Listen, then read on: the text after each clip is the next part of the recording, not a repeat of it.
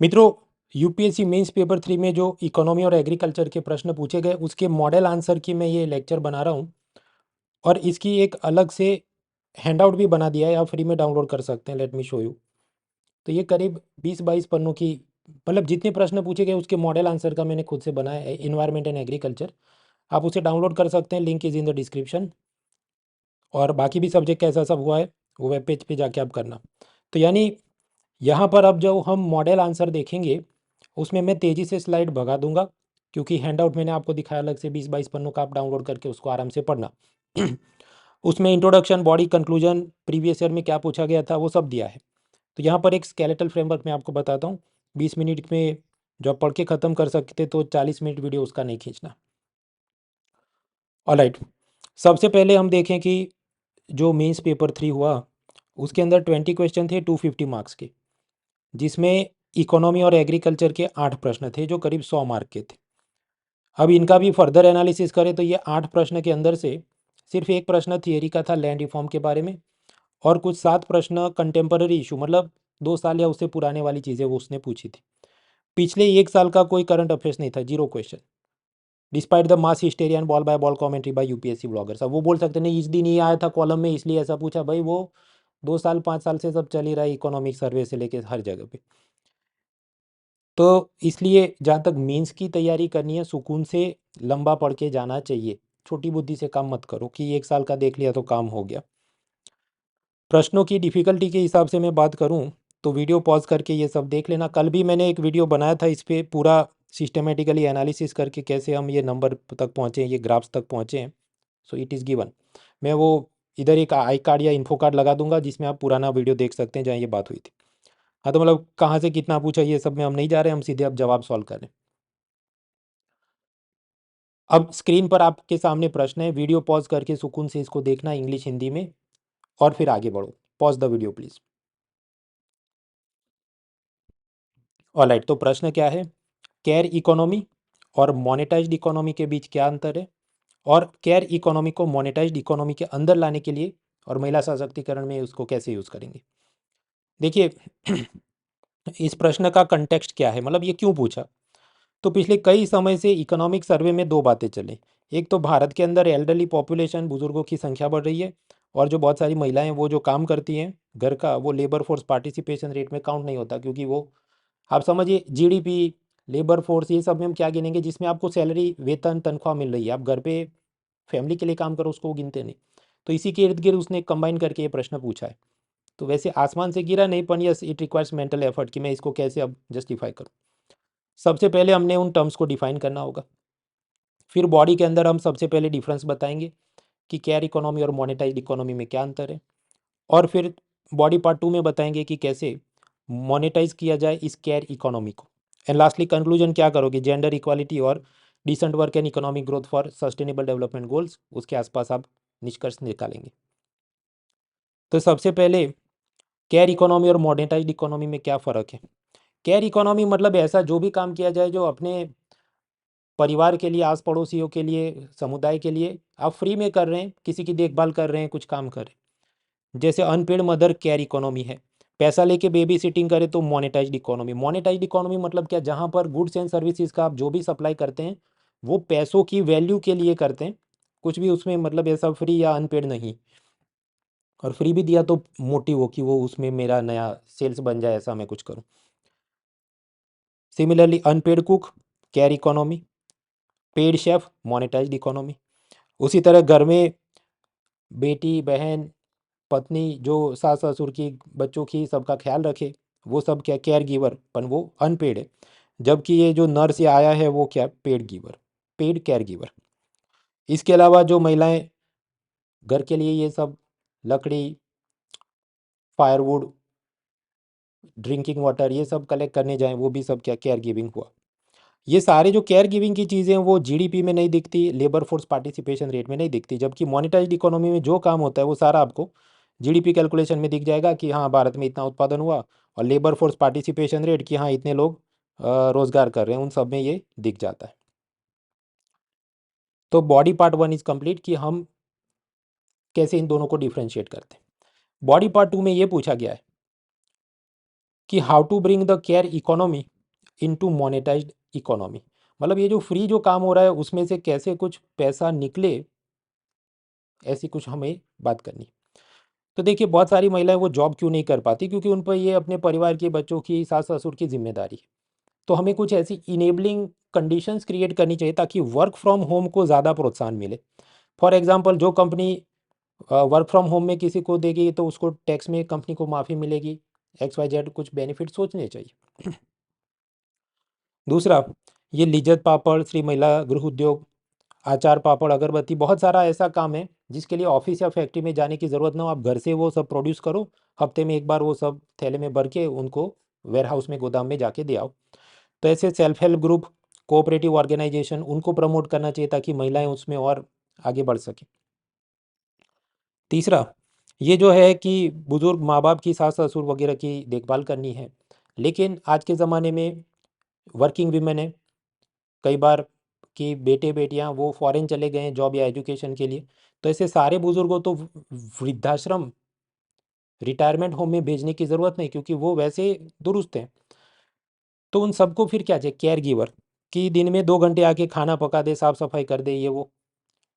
उसके लिए प्रधानमंत्री कौशल विकास योजना, जहाँ पर ये सब इलेक्ट्रिसिटी, कंस्ट्रक्शन, प्लम्बिंग की ट्रेनिंग दी जाती है, तो ऐसे केयर गिवर्स की भी ट्रेनिंग होनी चाहिए, और फिर वो अपनी इस सर्विसेज को सामने बेच सके। तो जैसे अर्बन क्लब वगैरह में ब्यूटिशियन, प्लम्बर अपनी सर्विसेज को बेचता है, जिसको ज़रूरत हो मोबाइल ऐप से बुक करके बुला लेता है।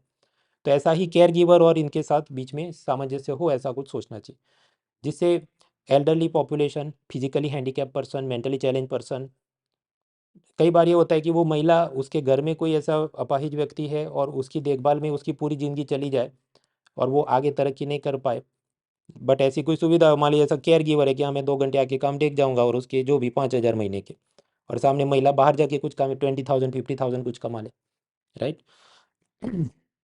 तो ये सब सोच सकते हैं। वर्किंग वीमेन जो बाहर जाना चाहे पर नहीं जा सकती क्योंकि उनको बच्चों की देखभाल करनी होती, तो क्रैशेज या शिशु गृह, बेबी डे केयर, उसको और प्रमोट किया जाए। फिर ये सब बुजुर्गों का खाना पकाना, ये वो, उसके लिए कम्युनिटी किचन बनाए जाए और वहीं से टिफ़िन में खाना आ जाए, ताकि जो महिला को बाहर नौकरी और एजुकेशन के लिए जाना है वो जा सके। तो इस तरह, और ऐसी महिलाएं जो शायद यही काम पेड तरीके से करे, कि कम्युनिटी कम्युनिटी किचन में जाए, रोज़ खाना पकाए, जिससे और 10 परिवार को खाना मिलता हो, वो लोग पेमेंट दे रहे हैं, इनको मिल रहा है, और ये पूरी सिस्टम जो पहले केयर इकोनॉमी थी अब वो मोनेटाइज्ड इकोनॉमी हो गई। हाँ, तो बस ये सब के आसपास आप बात करें, डिटेल में इसको कैसे लिखोगे वो भी मैंने पूरा हैंड आउट बनाया सुकून से। मतलब ये 250 वर्ड में पूछा, 250 वर्ड का माल है, ऐसा मैंने बनाया। Let me show you again. ये जो हैंड आउट आप डाउनलोड कर सकते हैं, लिंक इन द डिस्क्रिप्शन। तो हमने पहला प्रश्न देखा कि केयर इकोनॉमी बराबर 15 मार्क, मतलब 250 वर्ड्स। तो उसमें भी बॉडी पार्ट 1 में हमने उसको सिमिलर डिफरेंट क्या है बताया, और बॉडी पार्ट 2 के अंदर की कैसे महिलाओं को उसमें केयर में से मोनिटाइज में ले सके, so that we have scene.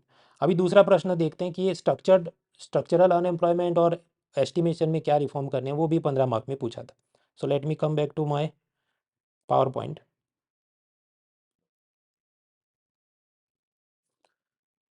Alright, तो डिटेल में जवाब हैंडआउट में मैंने दिया है बना के, उसको सुकून से पढ़ना। अब प्रश्न, तुम ये सब इकोनॉमी के कोर्स चला, इसमें कुछ पढ़ा था कि नहीं? तो देखिए कुछ एलिमेंट्स यस मेरे क्लास में मैंने कवर किए थे, जैसे ये जो महिलाएं घर में अनपेड काम करती है उसको अकाउंट नहीं किया जाता, उसमें रिफॉर्म्स की ज़रूरत है, ये इकोनॉमिक सर्वे ने बोला था और हमने ये पढ़ा था।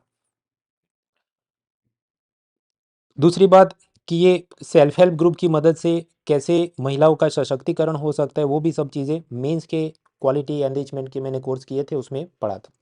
तो इसका नॉलेज जोड़ के आप बना सकते हैं। मतलब समझिए कुल जो प्रश्न है उसमें शुरुआती part care versus monetised economy, ये मैंने नहीं पढ़ाया था, तो उतना पार्ट नहीं, पर बाकी आधा पार्ट है उसमें तो आप लिख सकते हैं, इतनी नॉलेज हमने ली थी। इकोनॉमी का ही अपना कोर्स, पुराने राउंड तो कंप्लीट हो गए, नया राउंड अभी चल रहा है। प्रीलिम का कोर्स 5 सितंबर टीचर्स डे से शुरू हो गया। However it is not too late to join, अभी भी मतलब शायद 2 हफ्ते तक की पढ़ाई हुई है, बैकलॉग उतना आप फिनिश कर सकते हैं और आ जाओ। और मेंस के लिए भी पढ़ाई कर रहे हैं, मेंस का कोर्स मेरा दिवाली के बाद शुरू होगा।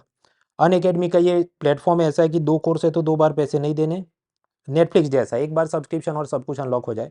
Live classes by top educators, high quality power point notes, revision, prelim mains test series with evaluation, CSAT की तैयारी, मेंटरशिप, ऑप्शनल सब्जेक्ट, ये सब। और अभी इसमें एक्सटेंशन ऑफर चल रहा है कि 9 महीनों पे 3 महीने एक्स्ट्रा बोल के 12 मंथ का आपको सब्सक्रिप्शन मिले around 47,000 rupee using the discount code muna.org। हालांकि कुछ दिन पहले आप ले लेते तो इट वाज अराउंड 39,000 समथिंग।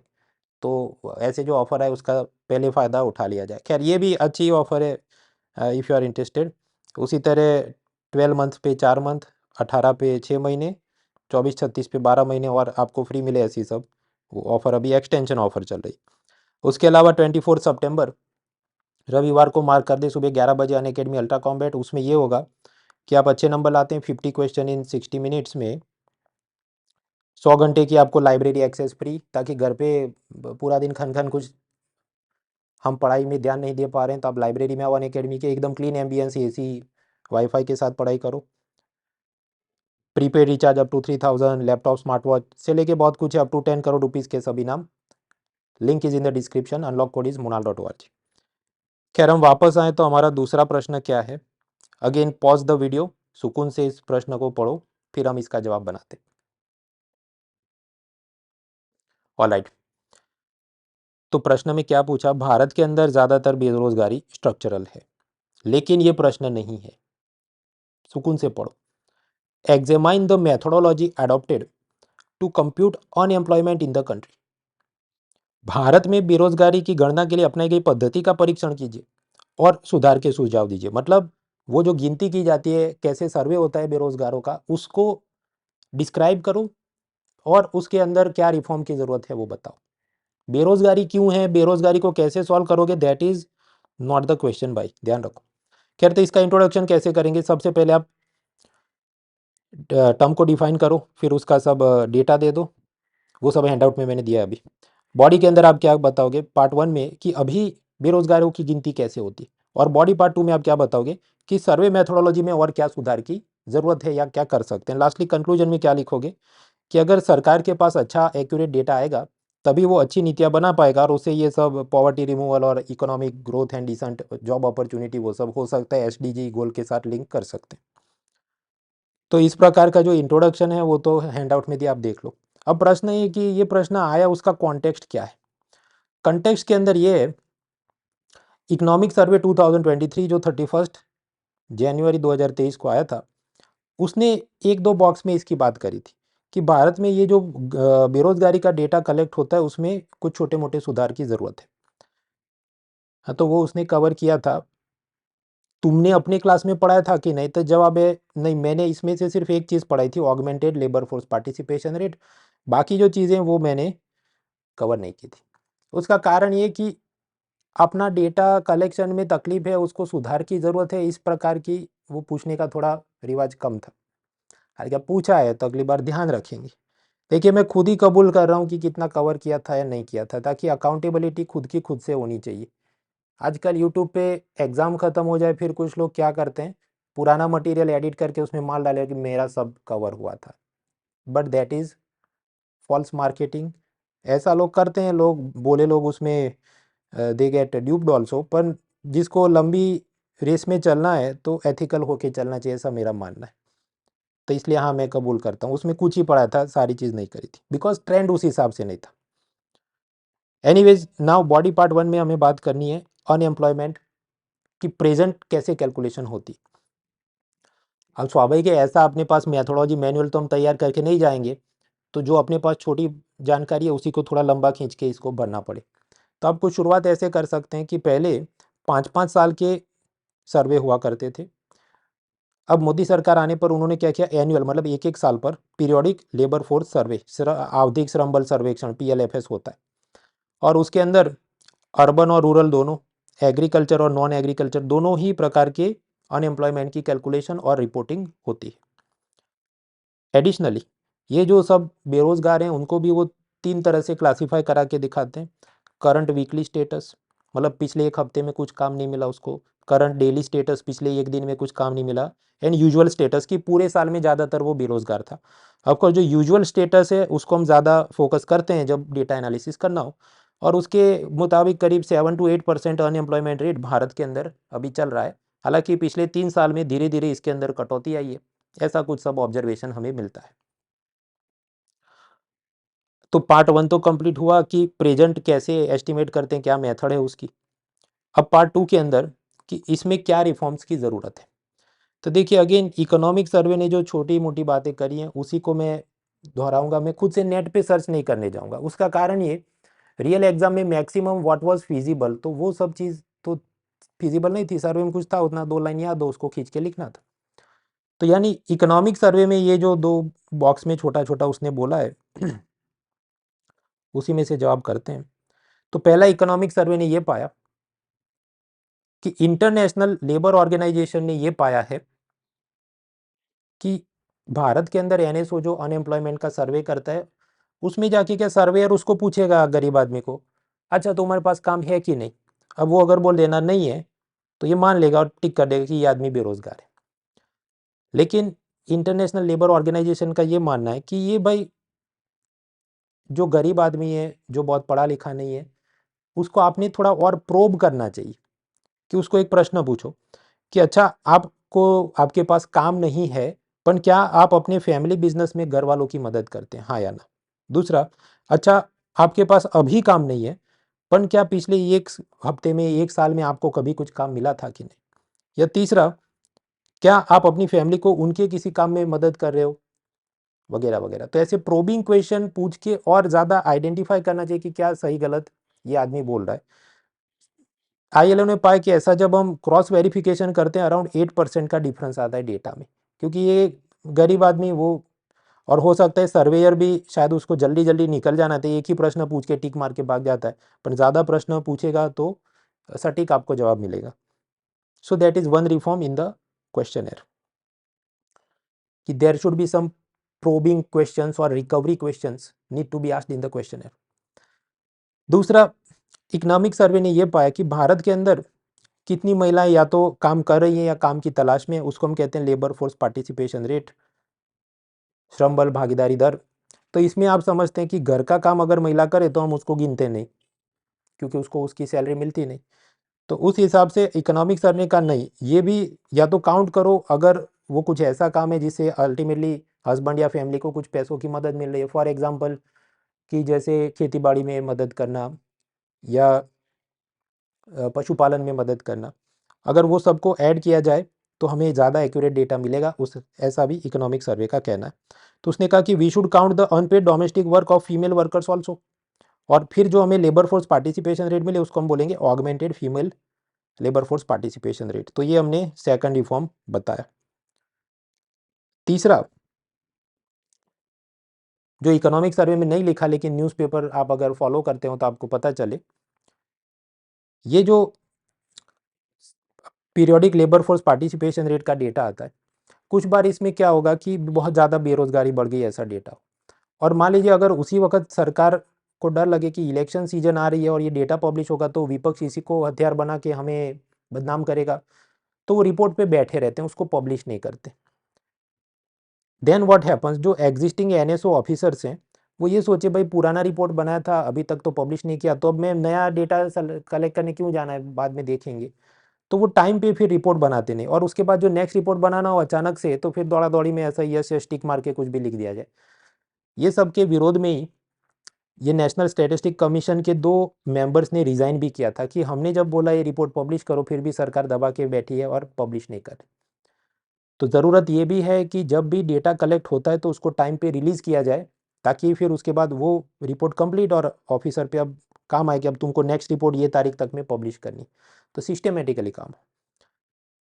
सरकार को भी ये चीज़ों की अब अंदाज़ा आ गई है, तो 2023 में एक नई पैनल बनाई है कि एनएसओ जितने डेटा कलेक्ट करता है, चाहे जीडीपी का, इन्फ्लेशन का, अनएम्प्लॉयमेंट का, उसको टाइम पे रिलीज़ करने की पूरी आप एक मैनुअल बनाओ, एग्जैक्ट चीज़ें आप आउटलाइन करो। इसके प्रणब सेन चेयरमैन है। तो आप एक और मुद्दा भी जोड़ सकते हैं कि अच्छा ऐसी ये जो कमेटी बनी उसका रिपोर्ट तुरंत इम्प्लीमेंट किया जाए, वो भी हमें करना चाहिए। एंड लास्टली यस कंक्लूजन कि हाँ ये सब करेंगे तो good data is required for making good policies, तो हो गया अपना जवाब। तो ये भी हैंडआउट में सब दिया है, अब डाउनलोड करके सुकून से पढ़ना, वो भी जो भी वर्ड लिमिट के हिसाब से हम उसे कर सकें। उसके बाद नेक्स्ट पूछा गया डिजिटाइजेशन ऑफ द इकोनॉमी। ये तो आसान सवाल है, चलिए देखते हैं। So this is hand out, इसको डाउनलोड करना, link is in the description. मैं वापस आऊँ पावर पॉइंट पे। Okay, next question is about digitalisation in the Indian economy. Video को पॉज करो, सुकून से हिंदी इंग्लिश दोनों में पढ़ो, रिफ्लेक्ट करो कि खुद कैसे अटेम्प्ट करते, फिर हम इसका जवाब देखते हैं। ऑलराइट, तो प्रश्न पूछा डिजिटाइजेशन इन इंडियन इकोनॉमी। तो सबसे पहले आप टर्म को डिफाइन करो, what you understand by digitisation in an economy. फिर उसने क्या पूछा, व्हाट इज द स्टेटस। तो बॉडी पार्ट वन में कि व्हाट इज द स्टेटस मतलब अभी क्या चल रहा है, यूपीआई ओएनडीसी वगैरह जो जो चीज़ें चल रही है, कुछ आपके पास डेटा उसका आप जिक्र कर सकते हैं। दूसरा वो क्या पूछ रहा है कि what are the problem faced and suggest improvement. तो बॉडी पार्ट टू में क्या होगा, problem and solution. Lastly conclusion क्या है कि इकोनॉमिक ग्रोथ और डिसेंट वर्क अपॉर्चुनिटी के लिए ये सब करना जरूरी है, या फिर 2014-7 तक डेवलप नेशन बनना है उसके लिए जरूरी है। Alright, so first of all we will define this term digitisation of the economy का आप क्या मतलब समझते हैं कि ट्रेडिशनली जो भी प्रोडक्शन डिस्ट्रीब्यूशन कंजम्पशन एम्प्लॉयमेंट जो भी काम होता है इकोनॉमी में, वो पेन एंड पेपर से सब रिकॉर्ड कीपिंग होता है।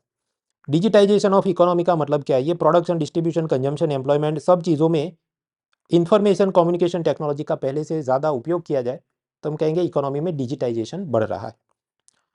और क्या भारत में बढ़ रहा है, हाँ, यूपीआई ओएनडीसी बहुत सारी चीज़ें हो रही हैं, हैंडआउट में सब दिया, आराम से आप देखो।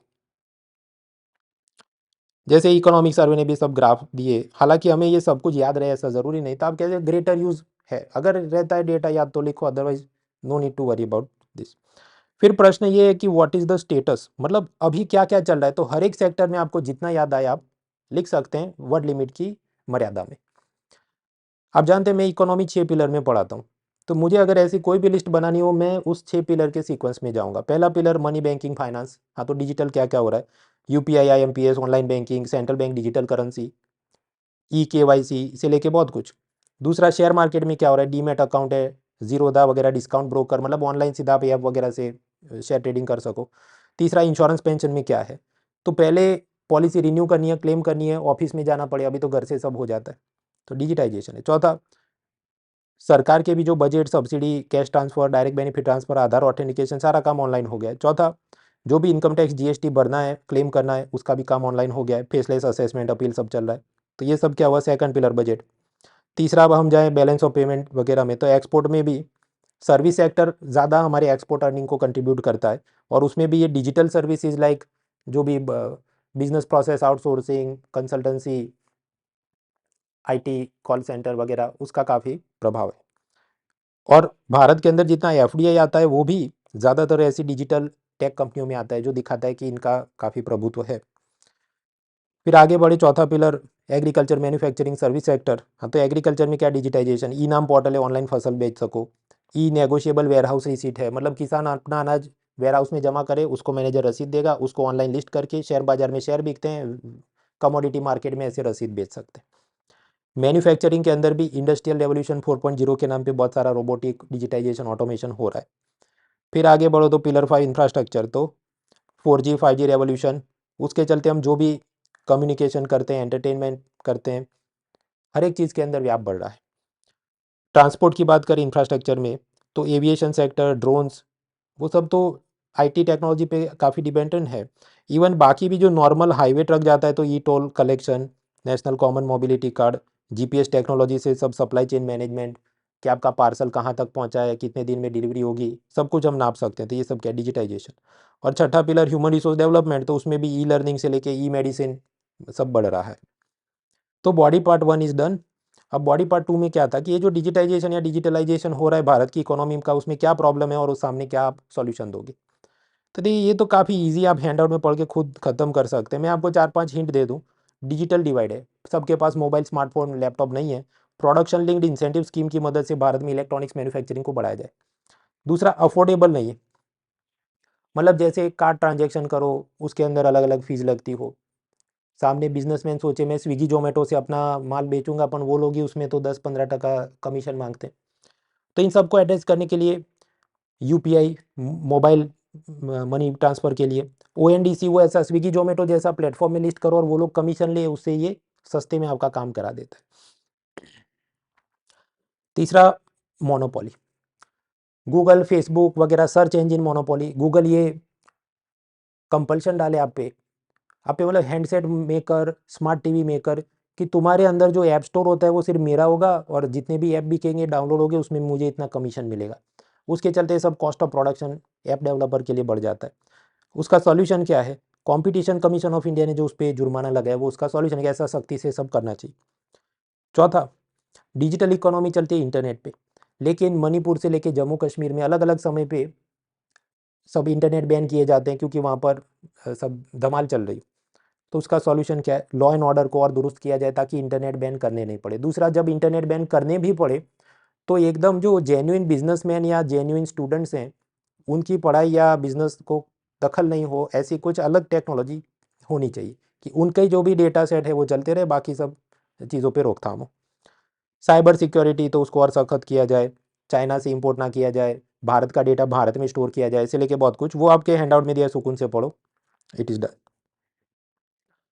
ये सब में से तो ज़्यादातर चीज़ें अपने लेक्चर में कवर हुई थी क्योंकि मैंने आपको ये जी जो भी चीज़ें बताई ये तो कॉमन सेंस की बात है, इतना तो पढ़ के आए हैं। उसके बाद का प्रश्न, again pause the video. Okay, तो आई होप आपने क्वेश्चन पढ़ लिया।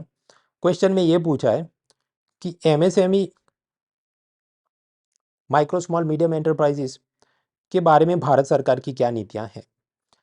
देखिए स्ट्रक्चर बहुत आसान है कि आप एमएसएमई की डेफिनेशन दोगे, इतना इन्वेस्टमेंट इतना टर्नओवर, फिर आप दे दनादन बहुत सारी लिस्ट दोगे, लोन के लिए ये योजना है, ट्रेनिंग के लिए ये योजना है, सरकार खुद से जो खरीद करती है उसमें पब्लिक प्रोक्योरमेंट के कुछ कोटे हैं, लेबर इंस्पेक्टर, पॉल्यूशन इंस्पेक्टर की विजिट नहीं होगी जल्दी, फेसलेस अपील वगैरह, जो भी ऐसे अलग अलग रिफॉर्म्स लिए गए हैं, पूरा आपके हैंडआउट में दिया है, सुकून से पढ़ो एंड लास्टली कंक्लूड करो। हाँ बहुत अच्छा हो रहा है और एसडीजी गोल में मदद करेगा। Let me show you the handout again.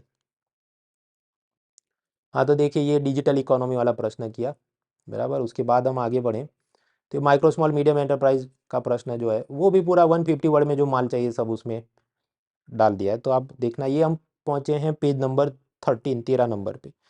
तो ये तो hand out link is in the description. वापस मैं आऊँ पावर पॉइंट पे। तो ये तो आसान प्रश्न था, मैनेजेबल। क्या तुमने अपने लेक्चर में कवर किया था? हाँ भाई, वर्ड बाय वर्ड ये तो सब पढ़ा था, ये तो सारी योजना और सारी डेटा के साथ हमने पढ़ा in the means quality enrichment programme.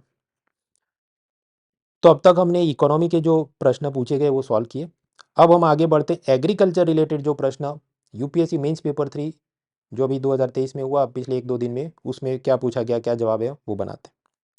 सबसे पहला ये क्वेश्चन है, वीडियो पॉज करो, सुकून से सोचो। Alright, welcome back.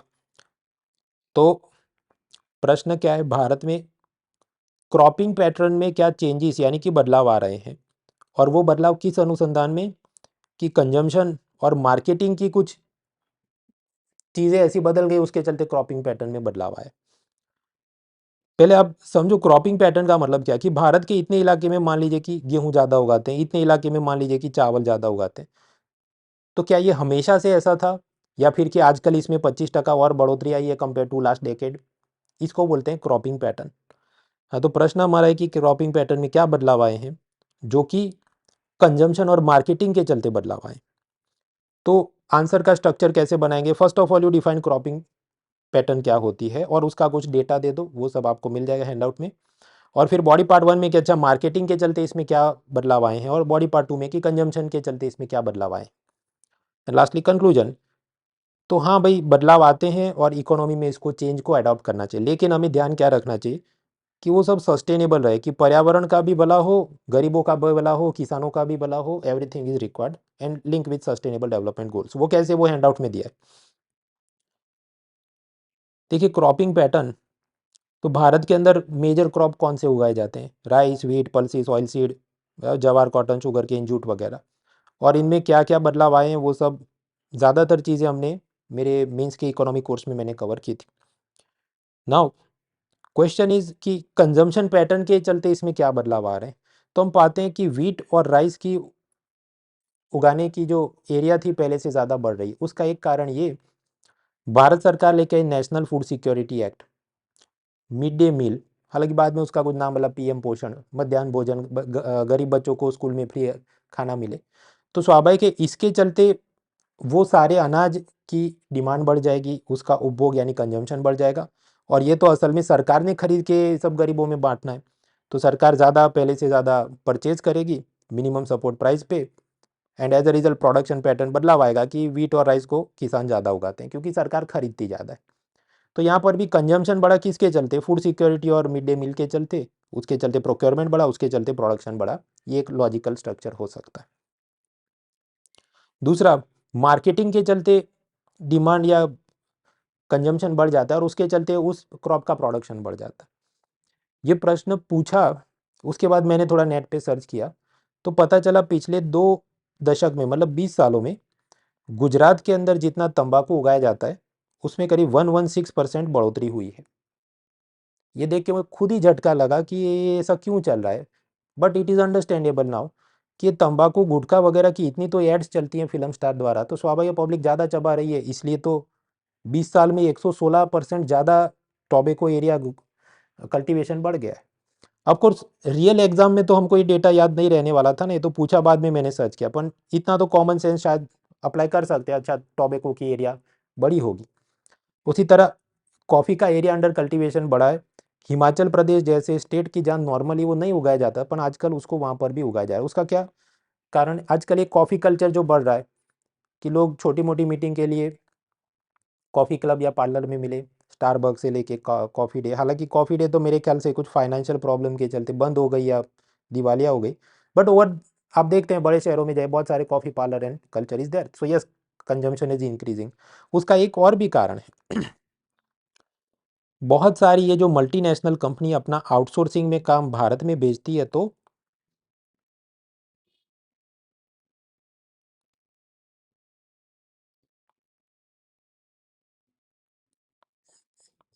ये स्टक हो गया क्या?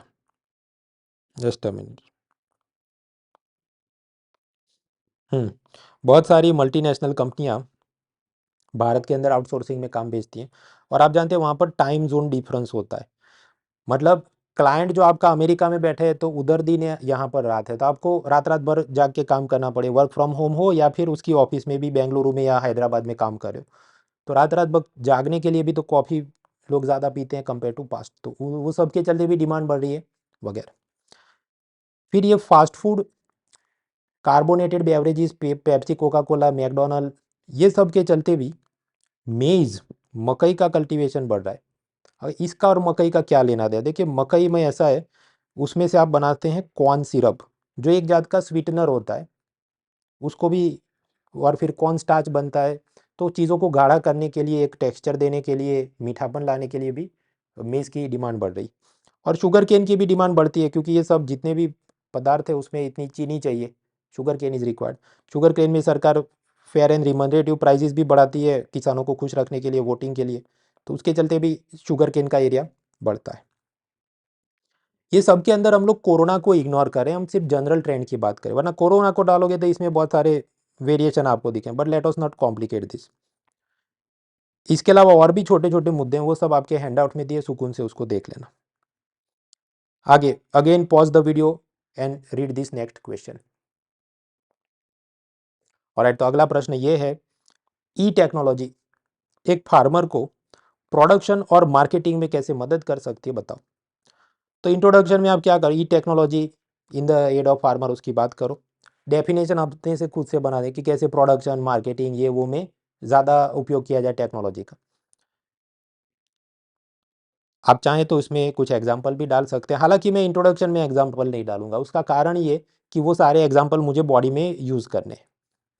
फिर बॉडी के अंदर आप 2 पार्ट्स में डिवाइड करो, पहले पार्ट में कि ई टेक्नोलॉजी प्रोडक्शन में कैसे मदद करती है, और दूसरे पार्ट में कि ई टेक्नोलॉजी मार्केटिंग में कैसे मदद करती है, एंड लास्टली कंक्लूजन कि हाँ ये सब बहुत बेहतर है और ज़्यादा से ज़्यादा किसान ई टेक्नोलॉजी का उपयोग करें, उसकी ज़रूरत है ताकि फार्मर की इनकम डबल हो, फूड प्रोडक्शन बढ़े, तो हंगर पॉवर्टी सबसे लड़ सके, एसडीजी गोल की बात कर सकते हैं। ये पूरी चीज़ e technology in the aid of farmer, ये हवा से नहीं गिरी, ये सिलेबस का हिस्सा है। और ये सारा आंसर वर्बेटिम शब्दशः इसको पढ़ाया था मेरा मेंस का जो कोर्स कंप्लीट हुआ था, ये उसका स्क्रीनशॉट है। और ये भी नहीं, उसको जाके हैंडआउट में लिंक भी दिया है, सुकून से आप वापस वीडियो देख भी सकते हैं। खैर टॉपिक अब समझते हैं, उसने पूछा। तो देखिए सबसे पहले प्रोडक्शन में कैसे मदद कर सकता है। प्रिसीजन फार्मिंग मतलब एक पौधे को कितना पानी चाहिए, एक एक मिलीलीटर के हिसाब से आप पानी डालो, कितना केमिकल चाहिए, फर्टिलाइजर, पेस्टिसाइड, और ये सब स्मार्टफोन, ड्रोन वगैरह की मदद से करो। ह्यूमिडिटी, मॉइस्चर, टेम्परेचर सब नापा जाए। तो ऐसी जो पद्धति होती है उससे, उसको बोलते हैं प्रिसीजन फार्मिंग, और उससे बहुत अच्छा प्रोडक्शन होता है, यील्ड बढ़ती है। So this is one way to use. उसी तरह एग्रीकल्चर में ही हम अगर मिल्क और एनिमल हस्बेंड्री, पशुपालन को जोड़ दें, तो पशुओं की कितना उसका टेम्परेचर है, हेल्थ है, कहाँ है अभी, जीपीएस ट्रैकिंग से लेके बहुत सब में उपयोगी है। वेदर फॉरकास्ट, कब फसल आएगी, कब बारिश होगी, कब नहीं होगी, वो सब का भी अपने को अंदाज़ा मिले। We can plan our cropping pattern accordingly. नए नए फसल और उसकी तकनीकें, कि ड्रैगन फ्रूट कैसे कल्टीवेट करते हैं, कीवी फ्रूट कैसे बनाए, से लेके बहुत कुछ हम सीख सकते हैं। तो प्रोडक्शन के अंदर तो उपयोगी है। फिर उसने पूछा कि सेलिंग में कैसे उपयोगी है, मार्केटिंग में कैसे। तो सरकार ने जैसे ई नाम पोर्टल बनाए, इसके अलावा भी और 3-4 पोर्टल बनाए, सब हैंडआउट में दिए हैं। उससे आपको price discovery, buying, selling online, उन सब में मदद मिलती। So yes, e technology can help there also. तो बस, और फिर अल्टीमेटली कंक्लूजन, वो तो मैंने आपको बताया, फार्मर की इनकम डबल करो वगैरह। सो this is also done. Handout में देखिए, यहाँ पर मैं आपको आउटलाइन बता रहा हूँ, हैंडआउट में एकदम सटीक जवाब बना के दिया है मैंने। For example, let's go there. ये था e technology in the aid of farmer, ये पेज नंबर 17 है, 17, और उधर भी उसके सब ये एग्जाम्पल वगैरह दे के जो जवाब लिखना था उतनी वर्ड लिमिट में सब माल दिया है। उसके बाद का प्रश्न है लैंड सीलिंग, ये भी समझते हैं। Let me come back to power point.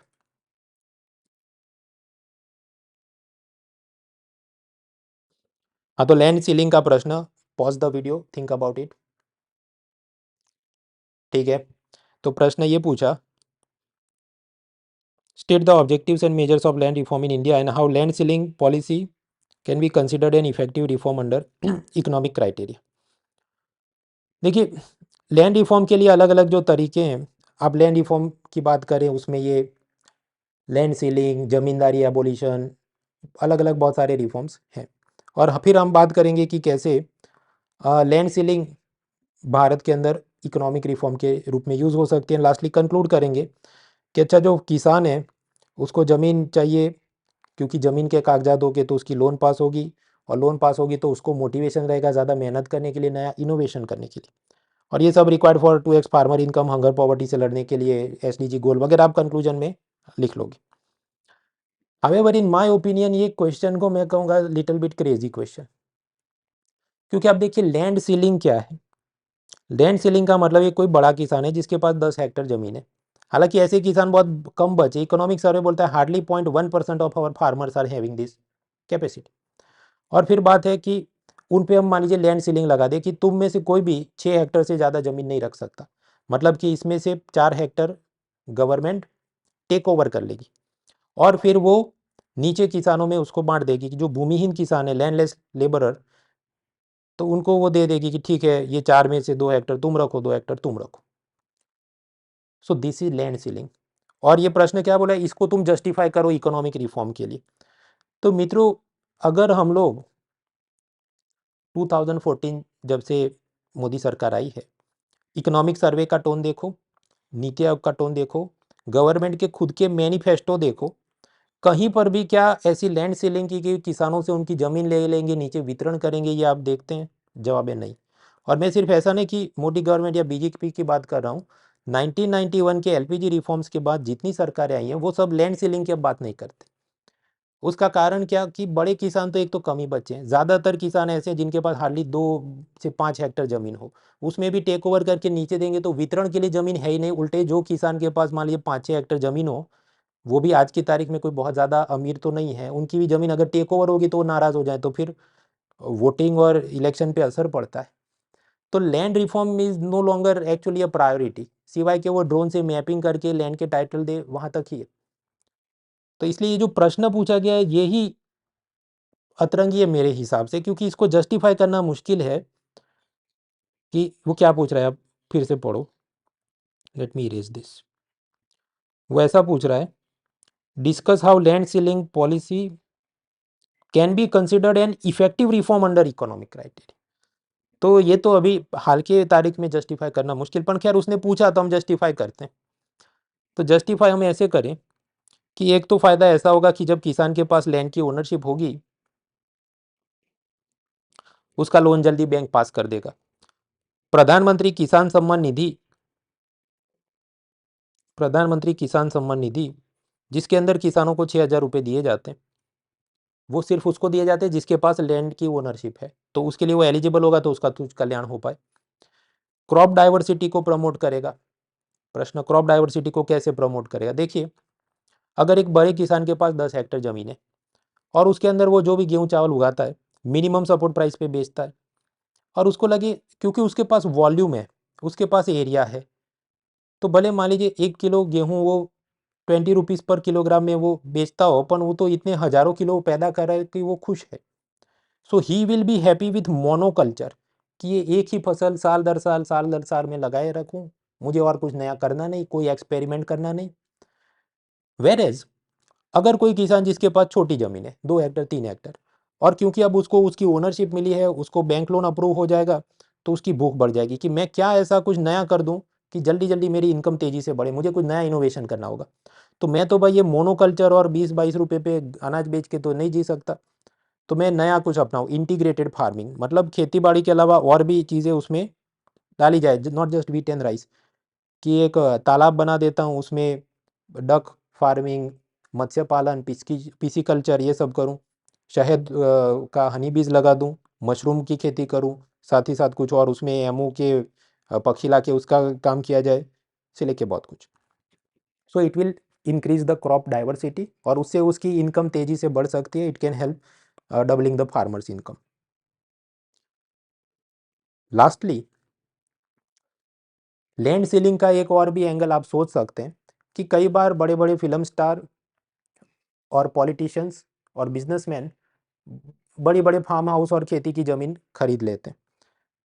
कुछ क्रिटिक्स का ये कहना है कि वो लोग ऐसा इसलिए करते हैं क्योंकि उनको इनकम टैक्स में फ़ायदा मिले, क्योंकि जो एग्रीकल्चर इनकम है उस पर यूनियन गवर्नमेंट इनकम टैक्स नहीं मांग सकती, सिर्फ स्टेट गवर्नमेंट इनकम टैक्स मांग सकती ऑन एग्रीकल्चर इनकम। लेकिन ज़्यादातर स्टेट गवर्नमेंट मांगते नहीं है, क्योंकि उनको क्या, वोटिंग के लिए किसानों को खुश रखना है। तो अगर ऐसा कुछ हो रहा है और उसके चलते बड़े बड़े लोग बहुत सारी ज़मीन अपने हाथ में कॉन्सेंट्रेट कर रहे हैं, तो अगर उसको लैंड सीलिंग लगाया जाए कि नहीं आप 6 हेक्टर से ज़्यादा नहीं रख सकते और बाकी सारी गरीबों में वितरण किया जाए, खासकर SC ST फार्मर्स, तो उनका काफ़ी उत्थान हो सकता है। और ये जो टैक्स सेविंग और टैक्स अवॉइडेंस की खेल हो रही है उसको अगर कम किया जाए, राइट, तो वो भी जितना टैक्स में पैसा आएगा उससे देश का कल्याण हो सकता है। तो ये सब के कंटेक्स्ट में भी वो एक इकोनॉमिक रिफॉर्म में जस्टिफाइबल है। तो इसके आगे पीछे बात करके आप इसे कंक्लूड कर सकते हैं। However in my opinion crazy question है, क्योंकि जस्टिफाई करना असल में as a teacher of economy जो देख रहा है कि क्या अभी माहौल चल रहा है, तो it is little difficult to justify. आखिरी क्वेश्चन, WTO और एग्रीकल्चर सब्सिडी के बारे में पूछा गया। वीडियो पॉज करो और सुकून से इसको पढ़ो।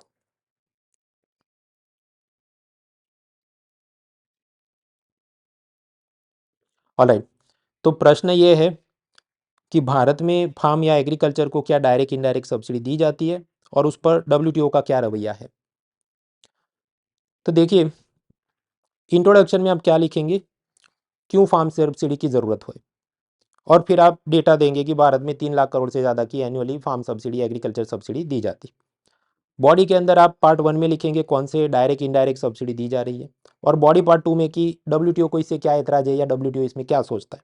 एंड लास्टली कंक्लूजन क्या, कि WTO भी बात उसकी सही है कि ये कारणों से सब्सिडी कम देनी चाहिए, but at the same time Bharat भी अपने हिसाब से सही है कि फूड सिक्योरिटी गरीबों के लिए, इनकम सिक्योरिटी किसानों के लिए, उसके वास्ते हमको ये देना पड़ेगा। तो ऐसा अपना एक कंक्लूजन होगा। ये सारी चीज़ मैं कवर कर चुका हूँ शब्दशः, वर्ड बाय वर्ड, ये अपने प्रीलिम कोर्स में WTO के अंदर टॉपिक में बार बार हम ये पढ़ चुके हैं। खैर, इसने पूछा तो अभी जवाब बनाते हैं। इंट्रोडक्शन में लिखोगे क्यों एग्रीकल्चर सब्सिडी चाहिए। 3 कारण है। गरीबों की इनकम सिक्योरिटी, खासकर किसानों को कम पैसा मिलता है कि बेचने जाए APMC मंडी में, तो 6,000 रुपये हम देते हैं प्रधानमंत्री किसान सम्मान निधि PM किसान की। दूसरा, फूड सिक्योरिटी के लिए, कि मिनिमम सपोर्ट प्राइस पे क्यों अनाज खरीदना चाहता है, गोदाम में भरो FCI के और ये फूड सिक्योरिटी या मिड डे मील वगैरह में दो। और तीसरा, ट्रेड कॉम्पिटिटिवनेस के लिए, कि अगर बांग्लादेश या चीन एक्सपोर्टेड बासमती राइस पे सब्सिडी दे रहा और हम नहीं दें तो हमारा माल महंगा दिखेगा, फॉरेनर खरीदेगा नहीं, तो इसके लिए भी देना पड़े। So yes, these are the reasons, और इसके चलते more than 3 lakh crore rupees की सब्सिडी हम लोग हर साल एग्रीकल्चर सेक्टर को देते हैं। अब प्रश्न है बॉडी पार्ट 1 में कि कौन सी डायरेक्ट इनडायरेक्ट सब्सिडी दी जाती है, वो सब लिस्ट दिया है, सुकून से पढ़ लेना, आसान है भाई। 6,000 रुपये का डायरेक्ट बेनिफिट ट्रांसफर है, लोन के ब्याज पे थोड़ी इंटरेस्ट में माफ़ी और सब्सिडी दी जाती है। क्रॉप इंश्योरेंस फसल बीमा योजना है, उसके अंदर सरकार थोड़ा प्रीमियम का पैसा खुद से भरती है।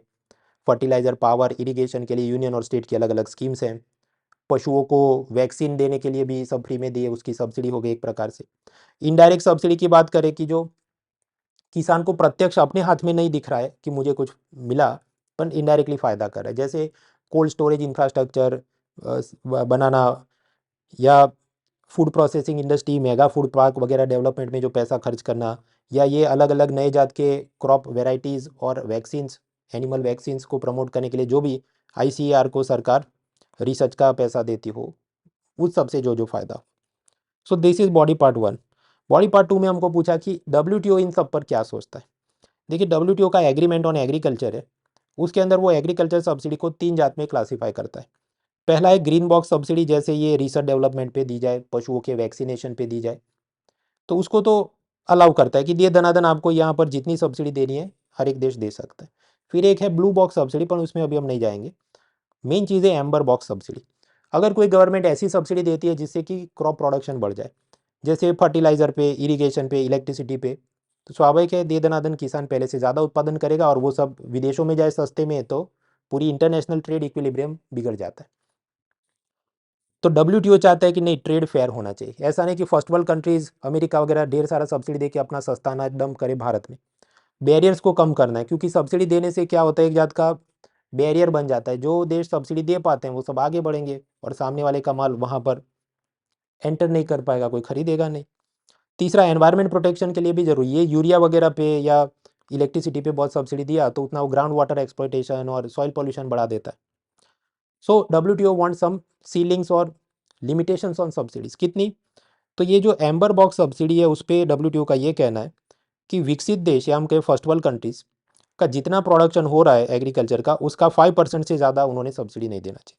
और जो थर्ड वर्ल्ड कंट्रीज या विकासशील देश, उनको थोड़ी लिबर्टी दी कि नहीं, आप अपना जो भी प्रोडक्शन है उसका 10% उतनी साइज में आप सब्सिडी दे सकते हैं वैल्यू के हिसाब से।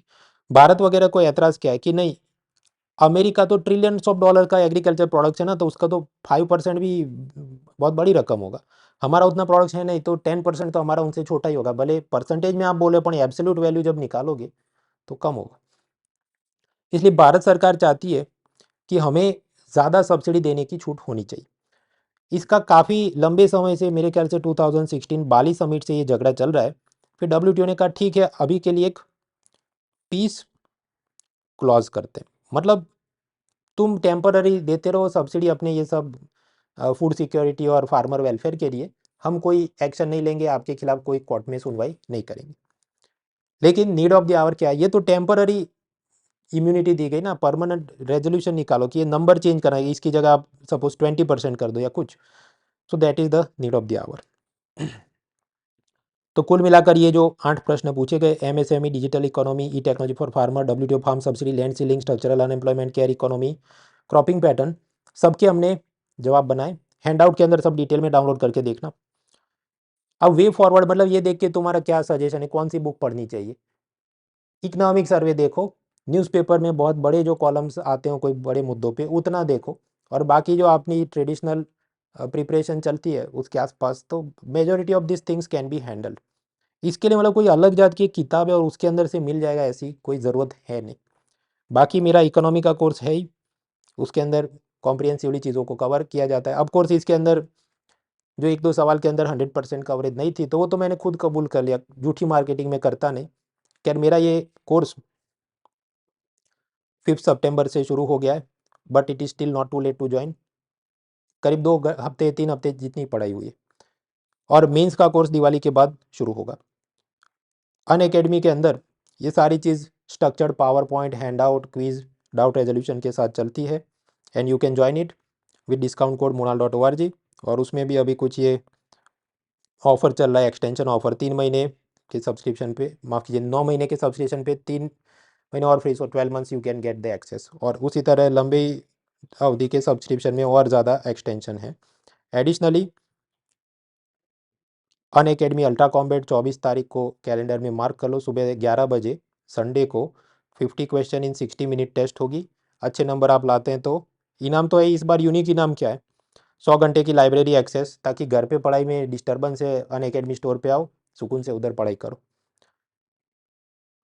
ऑनलाइन पढ़ाई करते हैं, मोबाइल डेटा प्लान खत्म हो गया, 3000 रुपये की प्रीपेड रिचार्ज से लेके बहुत कुछ, laptop, smart watch, prelim test series, mains test series, classes की एक्सेस, कुल मिला के 10 करोड़ की ये सारी ऑफर्स हैं। मतलब ये आप जीत सकते हैं by taking a chance in this test. इसमें सब क्या होगा, हिस्ट्री, ज्योग्राफी वगैरह प्रश्न होंगे। Link is in the description, unlock code is मोनाल.org। इन सब का फ़ायदा उठाइए, take benefit, let's crack it.